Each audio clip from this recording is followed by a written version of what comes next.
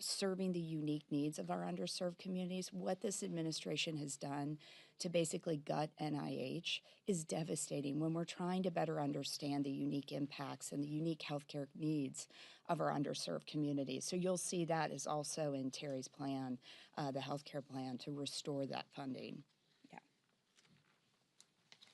I'm Julie Johnson from Dallas, Texas, 32nd. Texas leads the nation in people without access to health care. We are a minority state. 60% of our population are people of color. And we have over 6 million people without access to health insurance currently.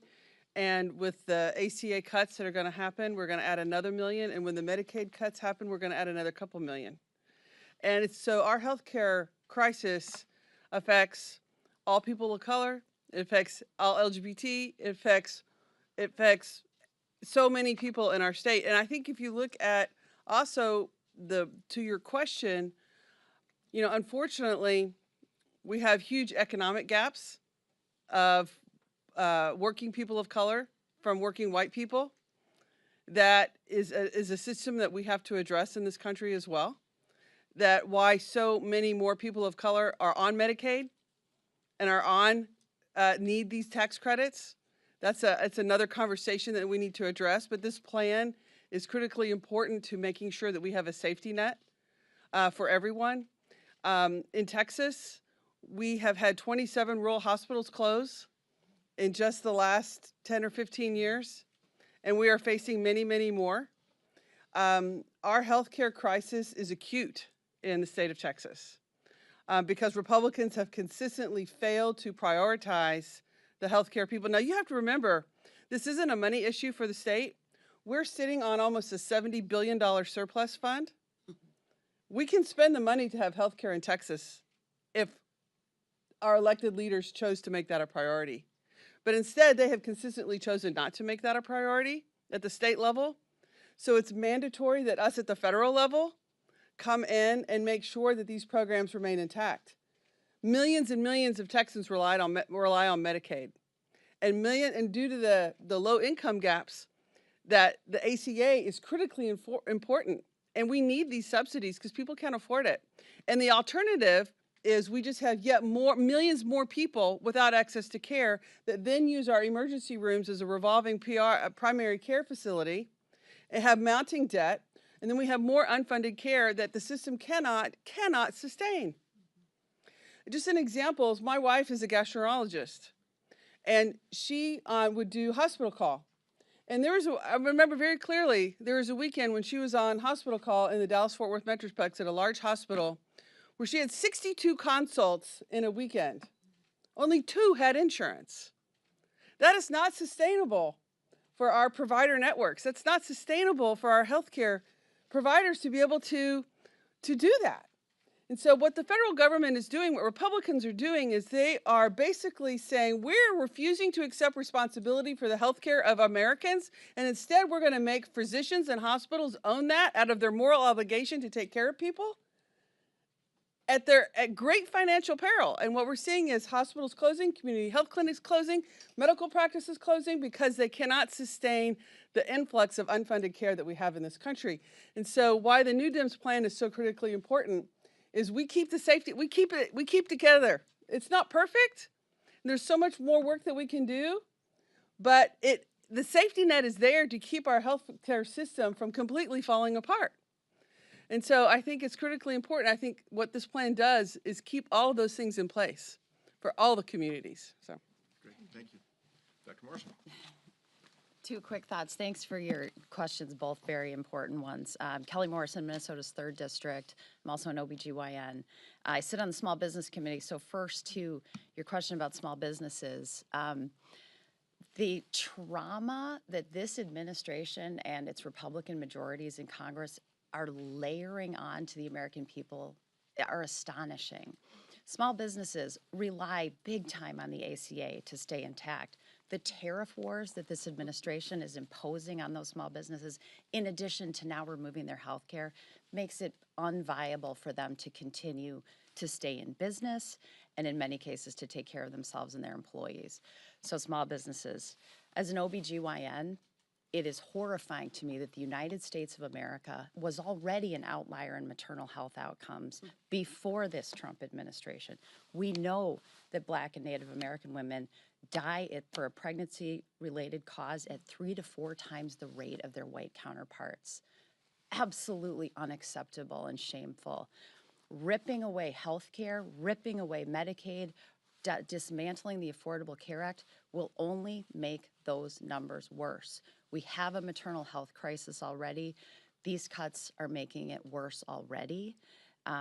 It's devastating, and we have to take action now to turn it around. The American people deserve so much better. And as Representative Budzinski said, we are the richest country in the world. We need to take care of our people. Thank you. Please. I have two quick questions for you. First, I want to touch on the preserve and stabilize the enhanced premium tax credits. Obviously, time is running out here on that. What are the New Dems doing in terms of trying to get some moderate Republicans to sign on to this discharge petition to force a vote? Or are you guys considering endorsing the Fix-It Act that Sam Liccardo and Kevin Kiley have introduced? And second, I just wanted to ask, obviously these are policy priorities that reflect a lot of Democrats across the board, wherever they sit in the spectrum of politics. Is this kind of the framework that Democrats are using leaning into 2026 and the campaign, since you guys are in the minority and a lot of this can't be accomplished without Republican support? So I'll touch on both briefly. We've been reaching out and will continue to reach out to our Republican colleagues across the aisle, always willing to sit down and talk about any issue. Right now, of paramount importance is health care.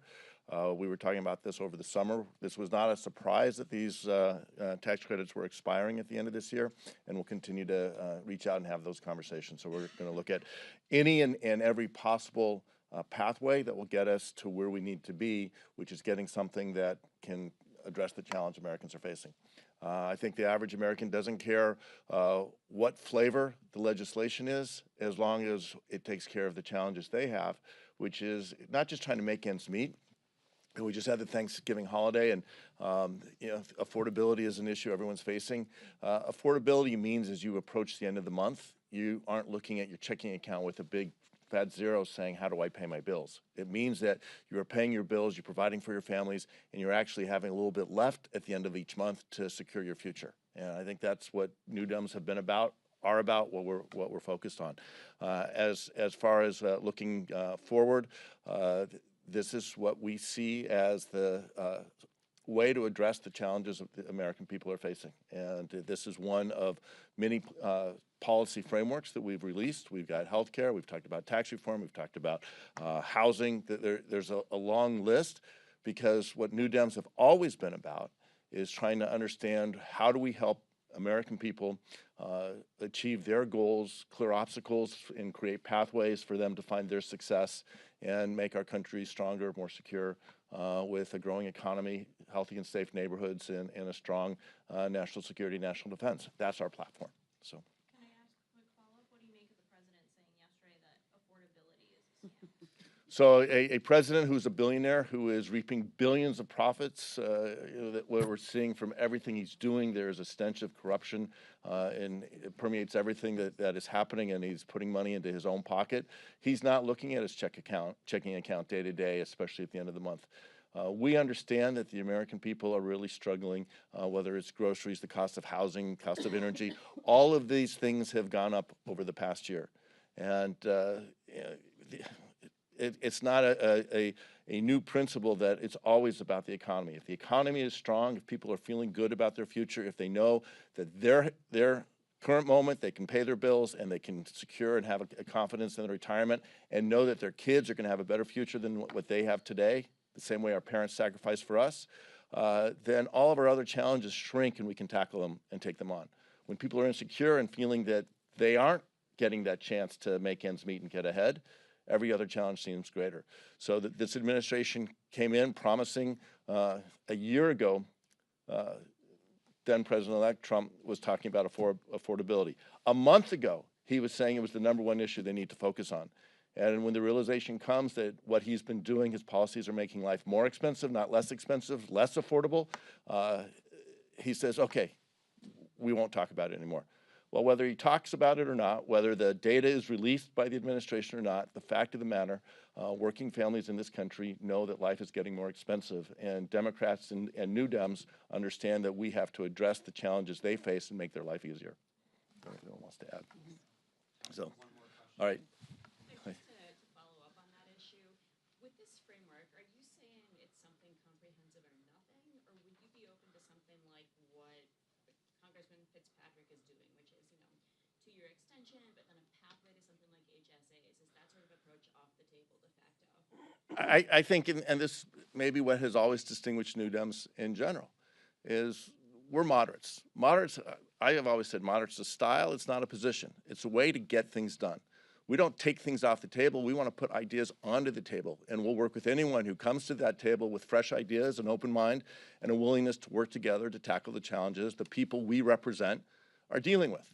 And so we're not going to take anything off the table. We're going to have those conversations. We understand that we need to make health care affordable for all Americans. We know that Americans today are paying, or are going to pay next year, double, triple what they're paying currently.